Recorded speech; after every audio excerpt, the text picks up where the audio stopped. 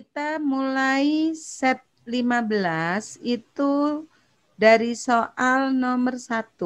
Silahkan kalian buka set 15. Ya, kita mulai dari nomor 1. Yang pertama, kita lihat soalnya. Sebagian besar kebudayaan tertua di Asia dan Afrika berpusat pada lembah sungai yang besar. Karena apa? Oke, kita lihat soal nomor 2 ini. Jawabannya adalah apa yang mengakibatkan kebudayaan di Asia dan Afrika berpusat di lembah sungai, yaitu yang B. Kehidupan masyarakat berkembang dengan pesat, ya. Nah, pernah ada soal itu yang ditanyakan tidak seperti ini di SBMPTN, tapi mirip gitu ya, berkaitan dengan teori yang dikemukakan oleh sejarawan Inggris yang bernama Arnold Toynbee. Ya, nah, teori yang dikemukakan Arnold Toynbee yaitu teori tentang sebuah respon dan tantangan, ya, respon dan tantangan. Nah, menurut Arnold Toynbee, semakin banyak orang menghadapi tantangan dan merespon, maka mengakibatkan dalam masyarakat ini hidupnya akan berkembang. Beda dengan kita yang tanpa ada tantangan, tanpa ada masalah. Kehidupan kita datar-datar, maka kita tidak berkembang. Oleh sebab itu adik-adik, ya, kalau kalian menemui sebuah masalah, jangan lari. Tapi masalah itu harus kita pecahkan. Masalah kalian sekarang adalah kalian harus lulus sekolah. Setelah itu kalian harus dapat perguruan tinggi. Harapan adalah sesuai cita-cita kita, yaitu PTN. Kalian nggak boleh lari, tapi kalian harus menanggapi tantangan tersebut. Kalau kalian merespon tantangan itu, hidup kalian akan berkembang. Dari sinilah, menurut Arnold Toynbee, akhirnya manusia akan menghasilkan sesuatu hingga mencapai puncaknya. Itulah yang disebut dengan peradaban. Ya, menurut penelitian yang dilakukan oleh Arnold Toynbee, peradaban pertama di dunia itu munculnya adalah di Afrika, ya, yaitu di Mesir, di lembah Sungai Nil. Dari Afrika berkembang ke Asia, ya. Kenapa? Peradaban berkembang di Afrika, di Asia, yaitu peradaban tepi sungai. Dan ini adalah peradaban tertua di dunia. Menurut Toynbee, karena manusia hidup di tepi sungai ini, dia akan banyak menemui respon dan tantangan. Akibatnya apa? Akibatnya kehidupan dia senantiasa berkembang. Nah, itu adik-adik ya, untuk soal nomor 1. Ada yang mau ditanyakan enggak? Oke, lanjut ya. Kita lanjutkan untuk soal nomor 2. Ya, baik. Untuk soal nomor 2. Peninggalan tata kota yang teratur pada masa kebudayaan India kuno terdapat di mana? Oke, sekarang kita lihat. Pusat peradaban yang ada di Asia dan Afrika. Nah ini ya, pusat peradaban yang ada di Asia dan Afrika. Oke, kita lihat yang pertama, pusat peradaban yang ada di Afrika. Di Afrika ini didukung oleh bangsa Mesir, di mana pusat peradabannya ada di lembah Sungai Nil. Nah ini ya, Sungai Nil ini sungai yang sangat luar biasa, sungai terpanjang di dunia. Ya, disinilah masyarakatnya berkembang pesat. Oleh sebab itu, kita bisa lihat mereka bisa menghasilkan penemuan-penemuan spektakuler. Oke, selain di Afrika, yaitu di Asia. Peradaban kuno yang ada di Asia, di antaranya yang pertama, yaitu yang tumbuh di tepi sungai yang ada di India. Di India ini, peradaban kuno muncul di tepi sungai Indus, ya, di tepi sungai Indus. Nah, ini. Oke, yang kedua peradaban kuno yang ada di kawasan Mesopotamia. Mesopotamia dari kata meso artinya tengah, potamus sungai, yaitu daerah yang terletak di antara sungai. Sungai apa yang mengapit kawasan ini? Yaitu Sungai Efrat, satu lagi adalah Sungai Tigris, ya, Efrat dan Tigris. Mesopotamia sekarang secara geografis adanya di Irak. Selain ini muncul di Cina. Nah, di Cina yaitu di tepi Sungai Kuning atau yang kita kenal dengan Sungai Huanghe. Nah, ini ya Sungai Kuning atau Sungai Huanghe. Oke, kita lihat jadi daerah-daerah yang menghasilkan peradaban kuno terbesar atau tertua di dunia itu munculnya di tepi sungai. Yang ditanyakan soal nomor 2, peninggalan India kuno. Nah, India kuno ini ya, oke, Ibu keluarkan di sini. India kuno. Nah, peradaban India kuno ini dibangun oleh penduduk asli India, yaitu bangsa Dravida. Peradaban tumbuh di tepi sungai Indus, hasilnya berupa kota yang sangat modern, ya, 2 kota kembar, kota yang modern, yaitu kota Mohenjo-daro, satu lagi kota Harappa. Ya, jadi hasil peradaban bangsa Dravida di tepi sungai Indus ini yaitu peradaban kota Mohenjo-daro dan Harappa. Jadi jawabannya adalah nomor 2 yang A. Kita bisa lihat kenapa disebut sudah modern. Nah, kota yang dibangun bangsa Dravida ini sudah mencerminkan kota yang sangat teratur. Ya, jadi bangunan teratur. Bangunan ini bentuknya kayak perumahan sekarang, disusun dengan adanya blok-blok dan arah yang sama. Satu ke arah selatan, semua menghadap ke selatan. Satu ke utara, semua ke utara. Jadi sudah ada perencanaannya yang luar biasa. Antar blok dilengkapi dengan jalan penghubung, ya, jalan penghubung.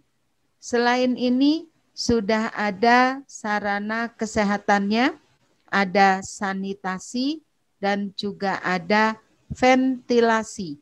Jadi bangunan tadi sudah ada tempat limbah airnya dan juga ada tempat sirkulasi udara, ya, ventilasi atau roster atau jendela lah ya.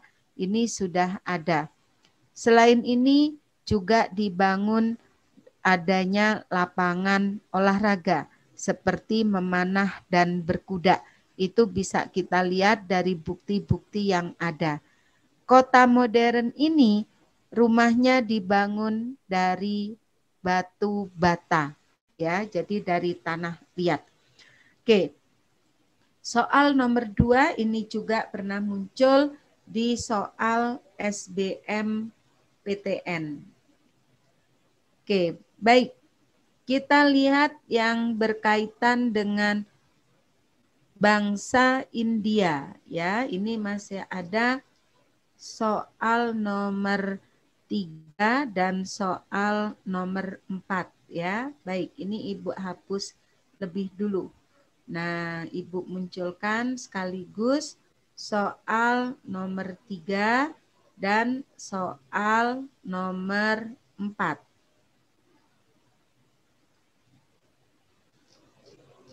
Oke, baik. Kita lihat soal nomor 3. Bangsa asing seperti bangsa Arya, Laskar Sirus Agung itu dari Persia, Iskandar Zulkarnain, Iskandar itu dari Yunani, Timur Leng ini dari Mongolia, pernah memasuki India. Ya, India ini ternyata daerahnya tertutup tapi ada celah yang bisa dilalui oleh bangsa asing, yaitu celah Khaybar, ya, atau disebut juga dengan Khaybar Pass. Khaybar Pass atau celah Khaybar. Nah, celah ini adanya di pegunungan Himalaya, ya. Dan ini merupakan pintu, ya, pintu untuk orang asing masuk ke India. Oleh sebab itu, bangsa Drawida, penduduk asli India kelak, dia akhirnya mampu dikalahkan dari sekian bangsa yang datang, yaitu bangsa Arya yang berasal dari Jerman, ya. Inilah yang mampu mengalahkan bangsa Drawida, akhirnya bangsa Arya berkuasa di India. Oke, ini nomor 3. Nomor 4, hasil kebudayaan Sumeria menunjukkan persamaan dengan Mohenjo-daro dan Harappa, terutama apa? Nah, kalau kita lihat hasil peradaban orang Mohenjo-daro yang mencapai puncak tertingginya itu kota kembar, Mohenjo-daro dan Harappa. Tapi orang-orang Mohenjo-daro dan Harappa atau orang Drawida ini, dia juga meninggalkan, ya, hasil dalam bidang ekonomi.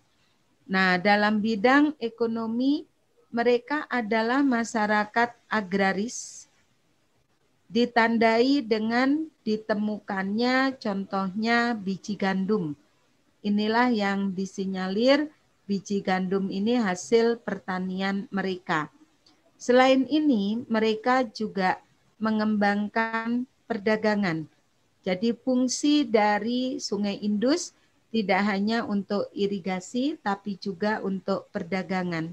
Hal ini ditandai dengan ditemukannya stempel berupa materai, ya, materai.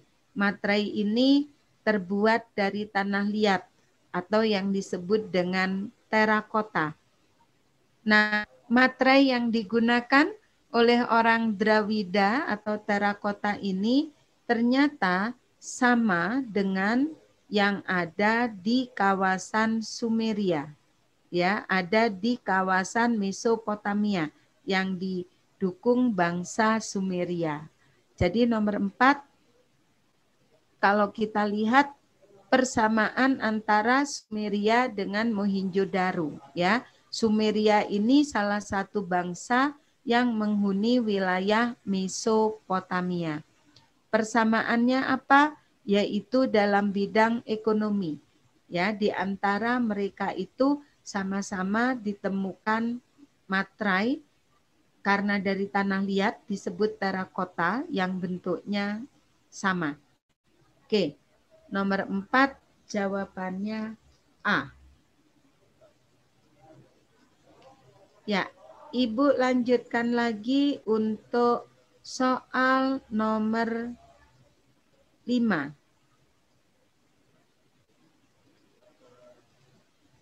Oke, untuk soal nomor 5. Tokoh-tokoh filsafat Cina seperti Lao Tse dan Confucius berasal dari dinasti mana? Nah, kalau kita lihat peradaban yang ada di Cina, peradaban di Cina yang tumbuh di tepi Sungai Kuning atau Sungai Huanghe, peradaban ini dihuni silih berganti oleh banyak dinasti.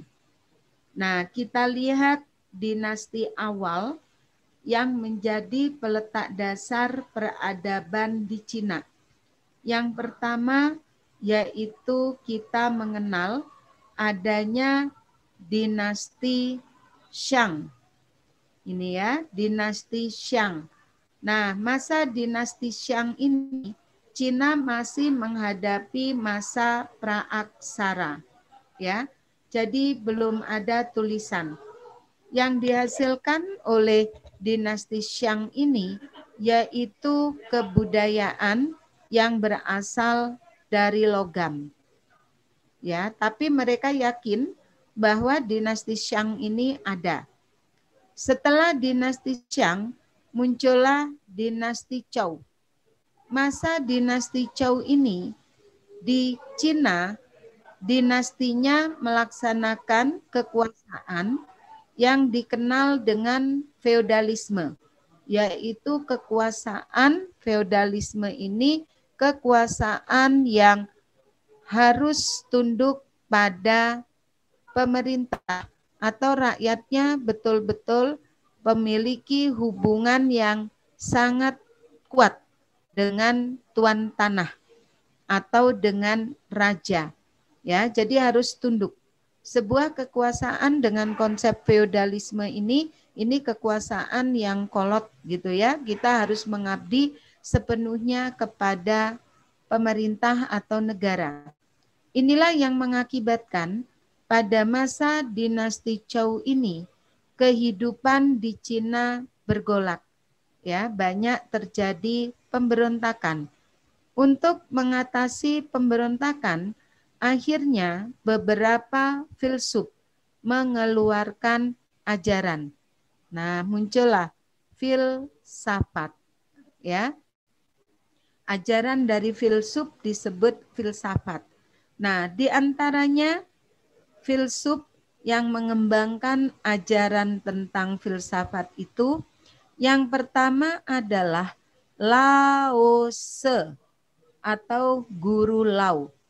Nah, Lao Tse ajarannya disebut Taoisme, yaitu mengajarkan agar seseorang tabah dalam menerima nasib. Jadi mengajak rakyat untuk hidup damai, kita tidak boleh melawan takdir atau melawan nasib. Ini ajaran dari Lao Tse. Yang kedua yaitu Kung Fu Tse atau Guru Kung.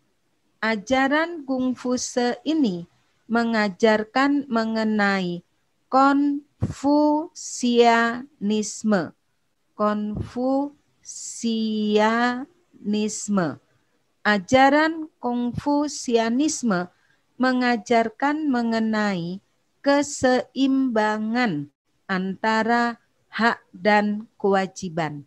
Ya, contoh, ibu seorang guru, maka ibu harus melaksanakan kewajiban, ya, mengajar gitu ya, mendidik ya, dan punya hak yaitu dapat gaji, ya.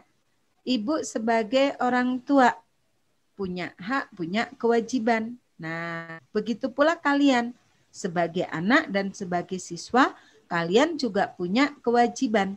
Maka pelaksanaannya harus seimbang. Tidak bisa hak menuntut lebih daripada kewajiban atau kewajiban dituntut lebih daripada hak. Kalau sampai ini terjadi, maka muncullah keadaan tidak teratur, bakal konflik dalam masyarakat. Itu kata Guru Kung. Nah,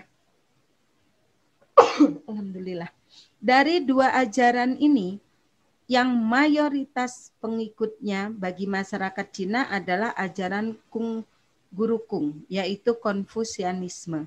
Inilah yang jadi dasar orang Cina hingga sekarang. Ya, mereka memiliki partai komunis, itu hanya partai, tapi berkaitan dengan keyakinan gitu ya. Mereka punya ajaran ini. Makanya komunis Cina sampai sekarang masih bertahan. Oke, berikutnya yaitu dinasti Qin. Dinasti Qin inilah dinasti terbesar yang ada di Cina. Sehingga, nama dinasti Qin ini diabadikan untuk nama daerah yang ada sungai Huanghe ini, yaitu Cina. Jadi Cina itu diambil dari nama dinasti Qin. Oke. Dinasti Qin ini, raja terkenalnya yaitu Shi Huangdi. Raja Shi Huangdi. Nah, apa yang dilakukan Shi Huangdi hingga mengakibatkan pada masa dia Cina mencapai kejayaan, yaitu Shi Huangdi melakukan unifikasi Cina. Unifikasi ini nama lainnya adalah menyatukan. Ya, jadi daerah Cina sangat luas disatukan ke dalam satu kekuasaan. Oleh sebab itu, untuk menyatukan ini dibuatlah tembok Cina. Ya, selain untuk menghalau serangan bangsa asing dari utara, yaitu bangsa Mongolia. Ya, tembok Cina, karena besar disebut tembok raksasa. Selain untuk penyatuan, untuk pertahanan, ya, dibuatlah keseragaman pada masa dinasti Qin ini. Keseragaman apa? Uang. Mereka punya uang sama, mereka punya ada bahasa yang sama, mereka ada tulisan yang sama, bahkan mereka juga membangun jalan dengan ketentuan yang dilakukan oleh dinasti Qin. Ya. Terakhir yaitu dinasti Han. Nah, ini yang terakhir, dinasti Han, ya.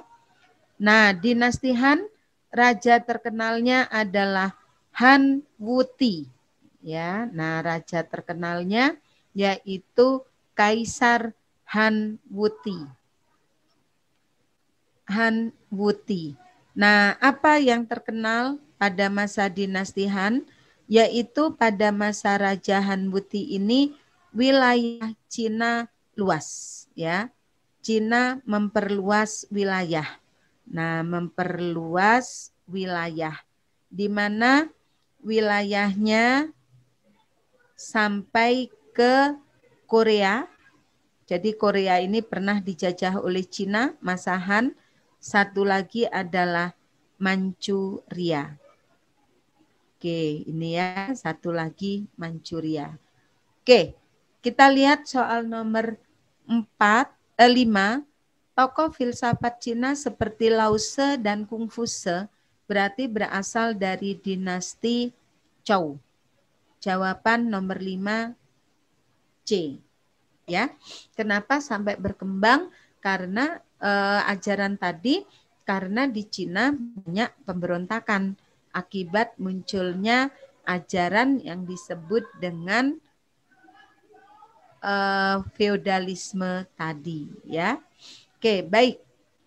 Lanjut nomor 6. Soal nomor 6. The Great Wall atau tembok raksasa terletak di Cina bagian utara. Nah, mulai dibangun pada masa siapa? Oke, berarti dibangun masa Shi Huangdi. Ya, ini jawabannya D.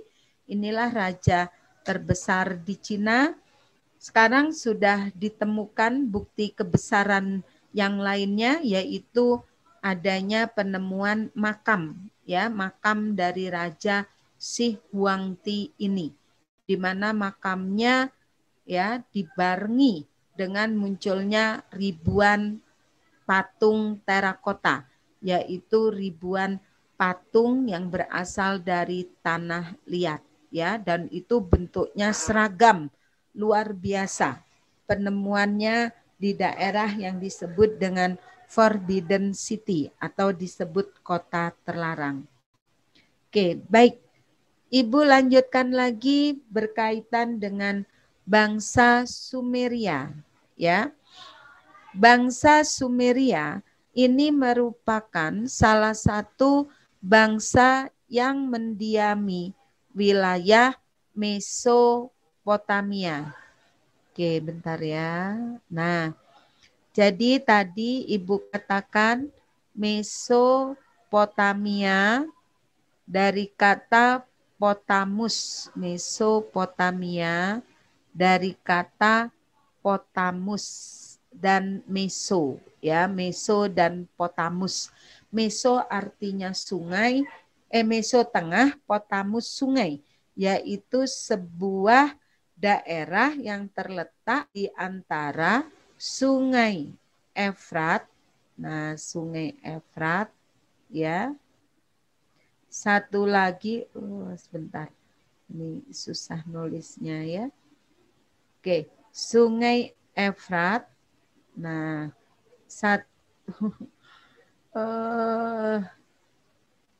oke, Sungai Efrat dan Sungai Tigris. Nah, ini daerah yang terletak antara Sungai Efrat dan Sungai Tigris. Daerah ini bentuknya bulan sabit. Daerah dilalui satu sungai saja subur, maka daerah ini karena ada dua sungai yang melalui, maka daerahnya sangat subur. Inilah yang mengakibatkan daerah Mesopotamia yang sangat subur, daerah ini menjadi incaran atau menjadi rebutan bangsa-bangsa yang ada di kawasan tersebut. Nah, di antaranya bangsa yang pernah menghuni Mesopotamia, yaitu bangsa Sumeria. Ini ya, jadi bangsa Sumeria, bangsa yang pernah menghuni Mesopotamia. Bangsa ini memiliki peradaban luar biasa, ya, di antaranya mereka memiliki tulisan. Karena bentuknya seperti paku disebut dengan huruf paku, ya. Sayang tulisan ini sampai sekarang masih belum bisa dibaca. Berikutnya yang kedua, selain huruf paku, sudah memiliki hitungan dengan basis angka 6. Oke, sebentar. Mereka sudah memiliki hitungan dengan basisnya angka 6. Ya, hitungan berdasar angka 6. Nah, hitungan berdasar angka 6 ini dikenal dengan istilah Sixma-Gemal. Ya, Sixma-Gemal. Nah, dari hitungan berbasis atau berdasar angka 6, orang Sumeria ini bisa menghitung bahwa keliling lingkaran, keliling lingkaran, nah ini besarnya adalah 360 derajat. Ya, jadi ketika kalian belajar matematika, menghitung keliling lingkaran gitu ya. Nah, 360 derajat itu warisan dia. Selain itu, dia berhasil membuat ukuran waktu.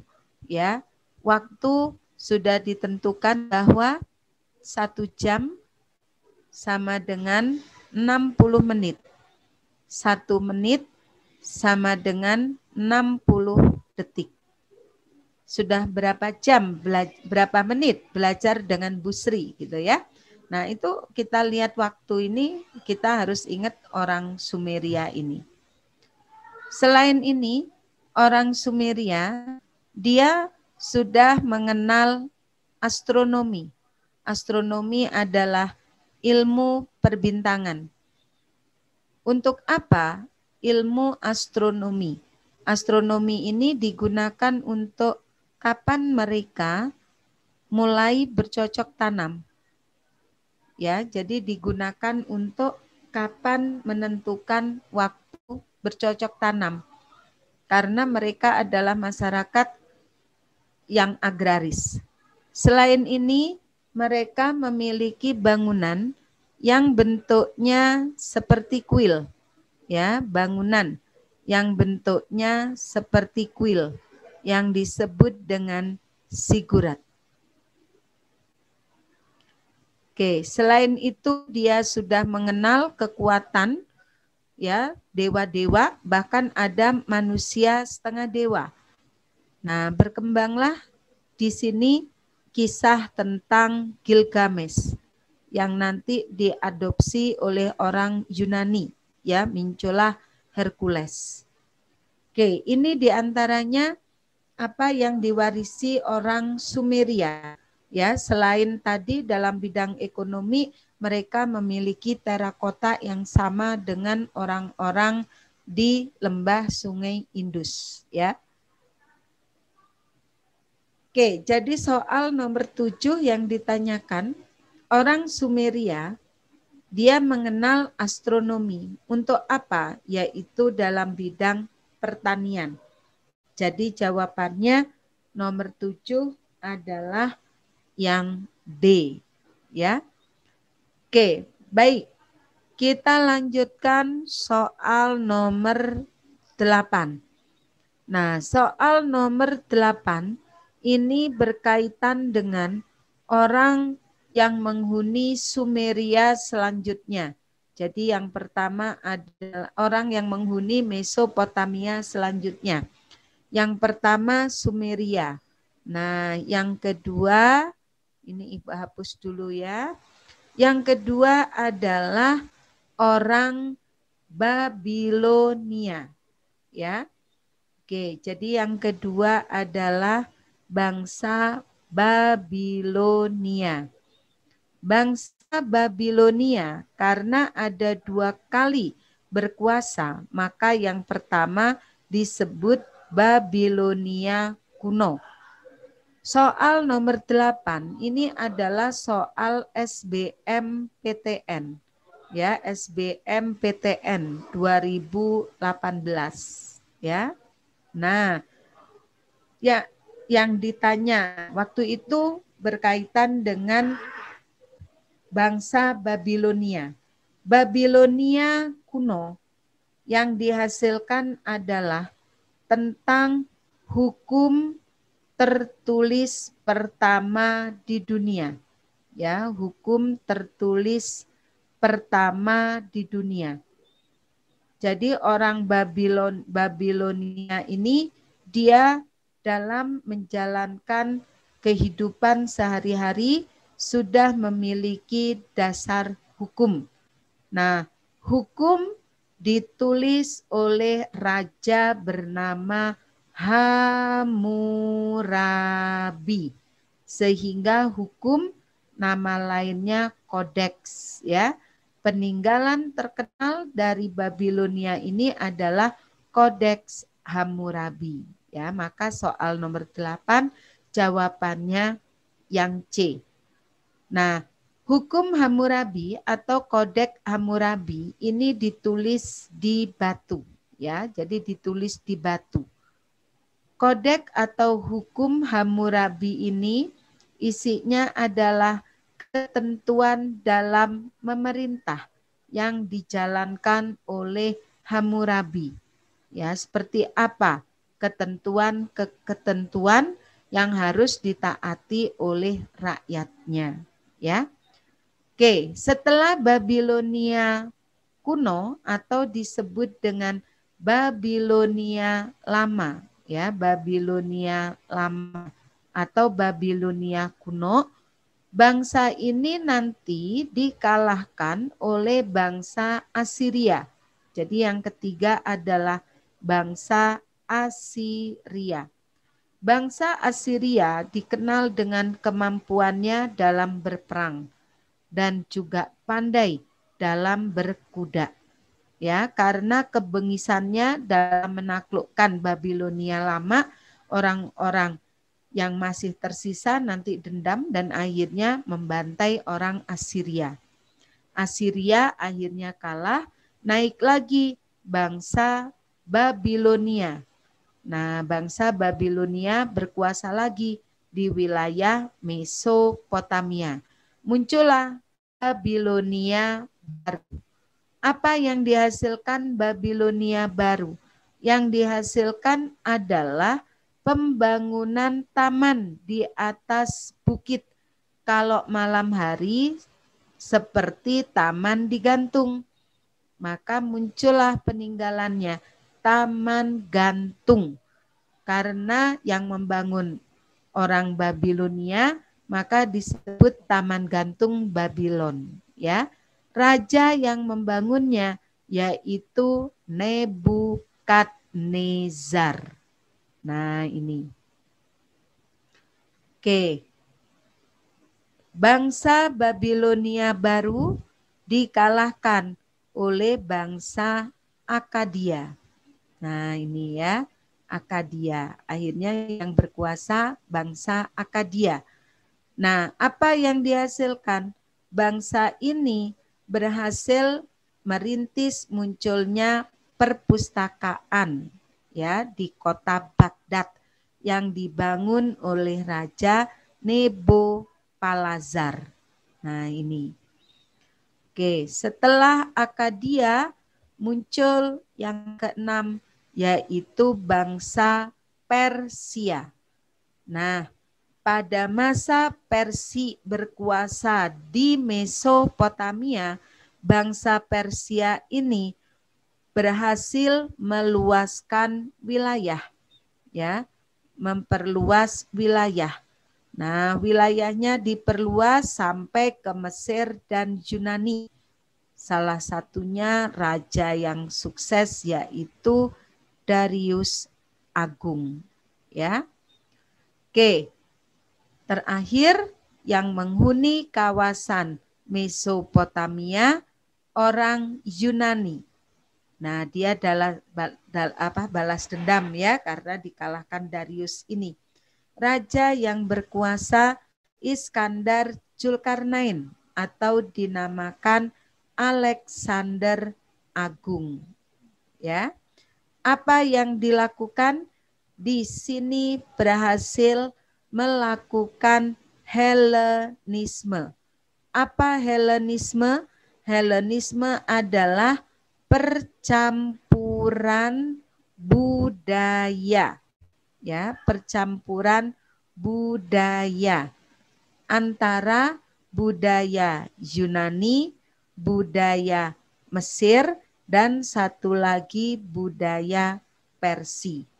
Nah, ini hingga akhirnya setelah Yunani hancur, wilayah ini masuk ke dalam kekuasaan Turki Utsmani. Ya, oke. Jadi nomor 8 jawabannya adalah yang C. Ya, berikutnya Ibu lanjutkan yaitu nomor 9.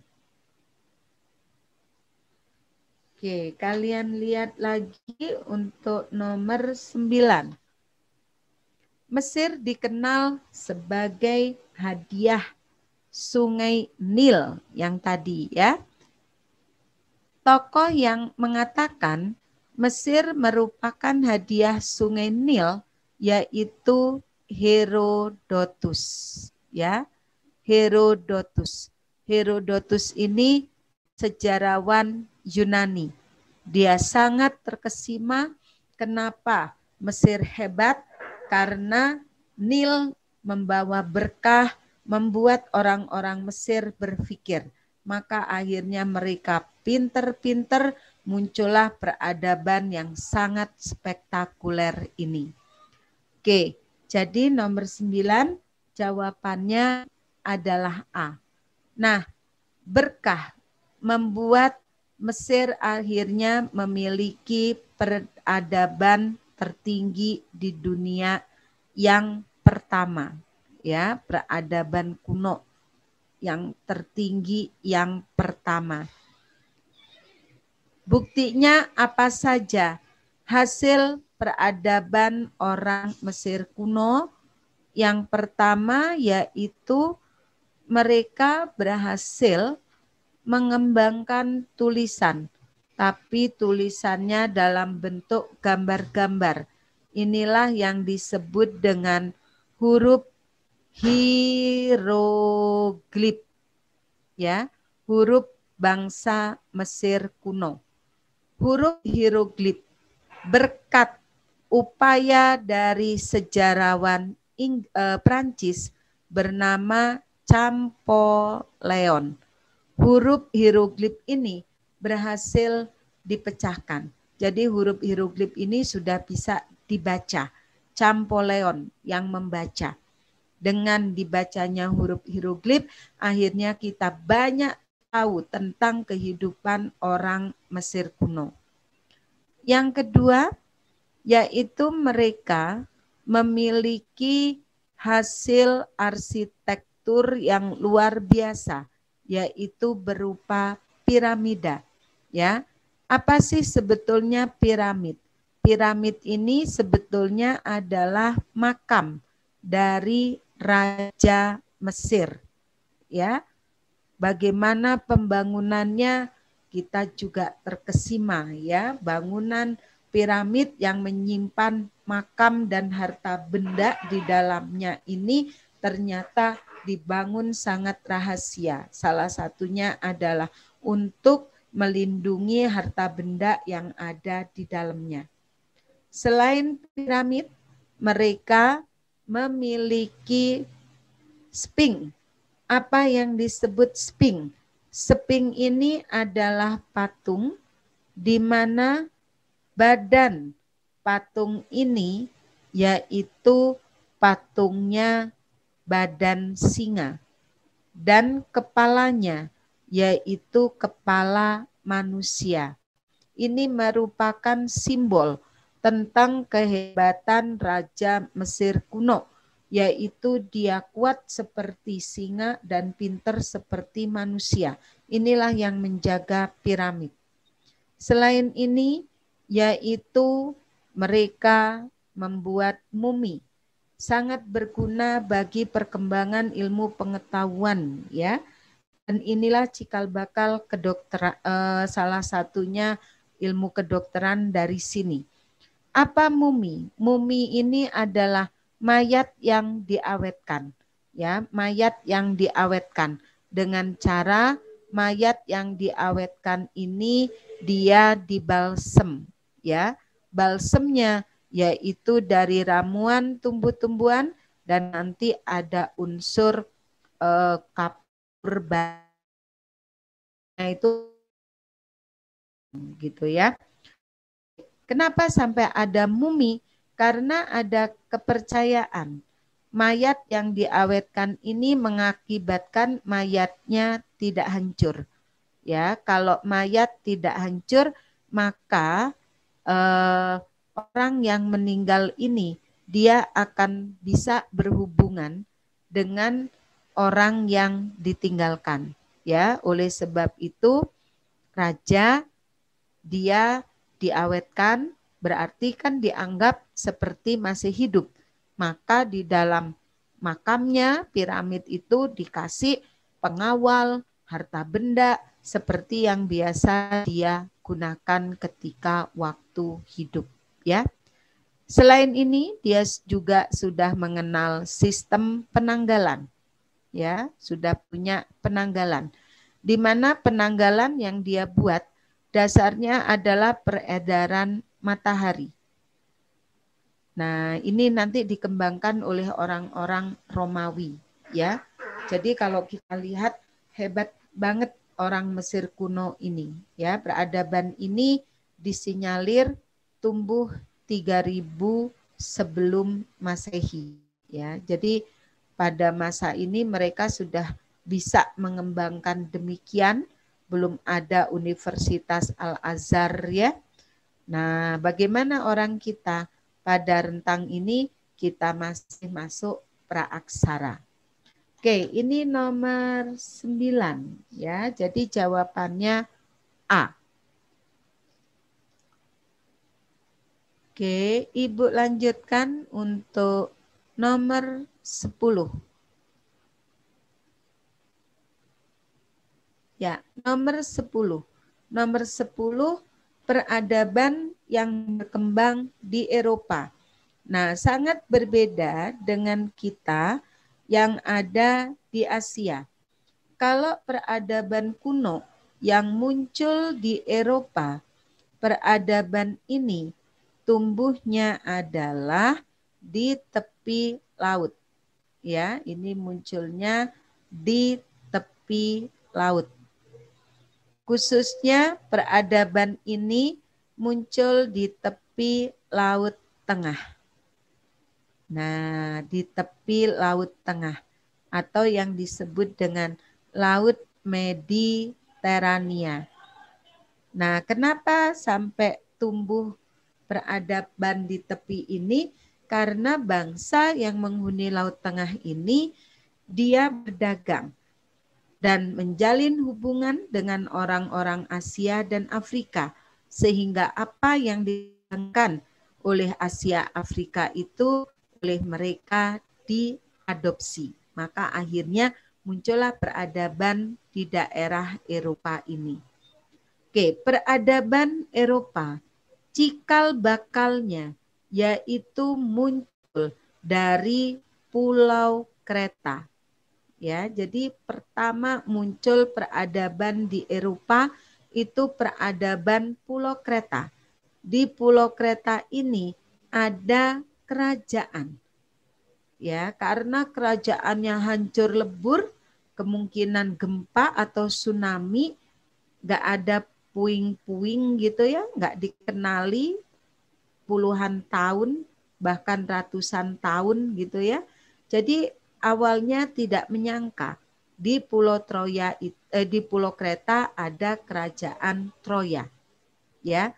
Orang Eropa dia hanya tahu bahwa ada kerajaan Troya itu dari sebuah legenda yang ditulis oleh Homerus. Ya, ditulis oleh Homerus. Legenda ini menjelaskan mengenai kisah Ilyas dan Odysseus. Inilah kisah pahlawan yang sangat patriotisme sekali. Ya, jadi awalnya ini hanya sebuah legenda. Tapi apa yang ditulis itu kok kayaknya benar gitu ya, sehingga diadakanlah penggalian di Pulau Kreta. Apa yang dituliskan oleh Homerus seperti ada singgasana yang mewah terbuat dari emas gitu ya. Nah, itu ditemukan sehingga akhirnya yang namanya kisah Ilyas Odysseus ini bukan menjadi legenda lagi, tapi kisah nyata. Ya. Nah, Pulau Kreta dia memiliki wilayah jajahan atau memiliki koloni. Koloni Pulau Kreta ini namanya adalah Maesena.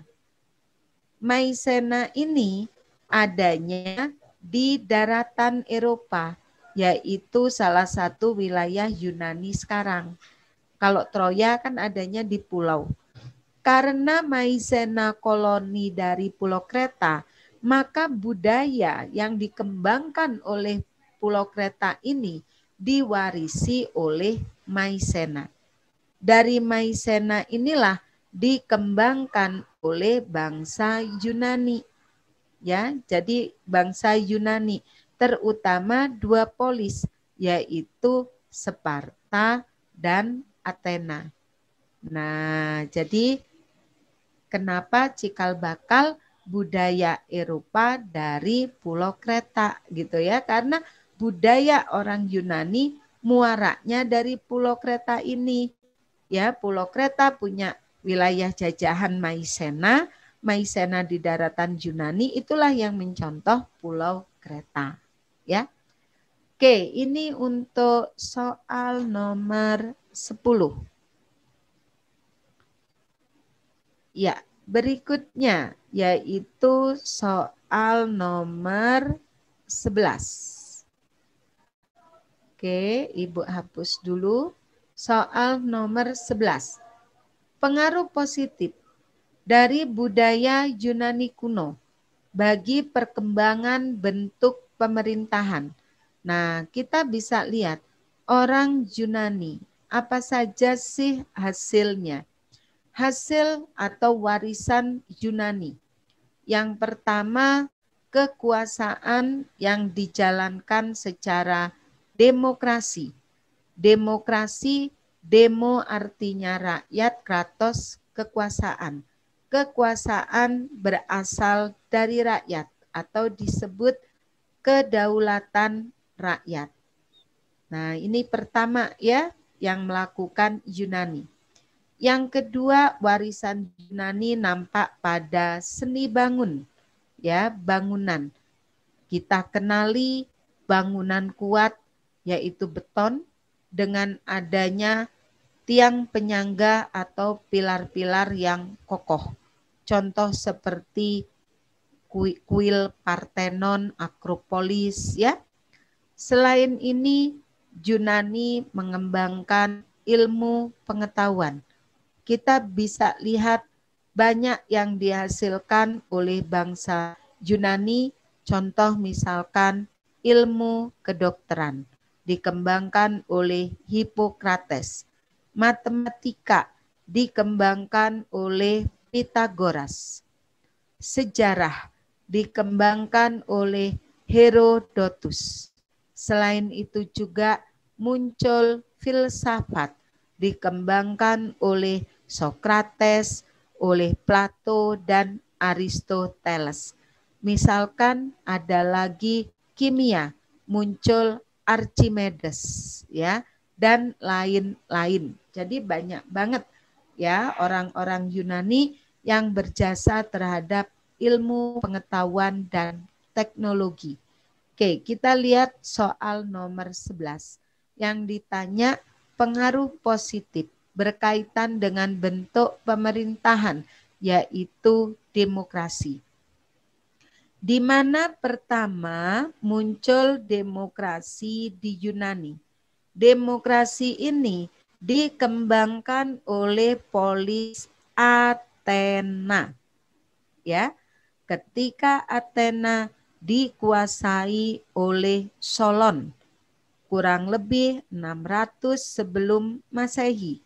Disinilah Solon melaksanakan kekuasaan dengan mendasarkan kekuasaan ini berasal dari rakyat.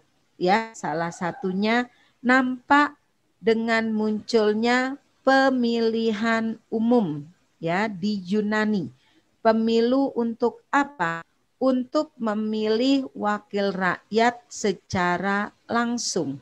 Ya, jadi yang akan dipilih ini mereka akan duduk di bangku atau ostrakon ya, dipilih oleh rakyat. Walaupun sifat pemilu ini masih diskriminasi karena yang boleh memilih dalam pemilu adalah kelompok laki-laki yang bebas. Jadi budak ya, perempuan itu tidak punya hak dalam pemilu. Nah, adik-adik, waktunya habis ya. Jadi Ibu sampai sini, nanti Ibu lanjutkan lagi minggu depan ya. Moga-moga yang Ibu sampaikan pada pertemuan hari ini dapat bermanfaat bagi kita semua dan mohon maaf apabila ada kesalahannya. Ibu akhiri, wassalamualaikum warahmatullahi wabarakatuh dan selamat sore.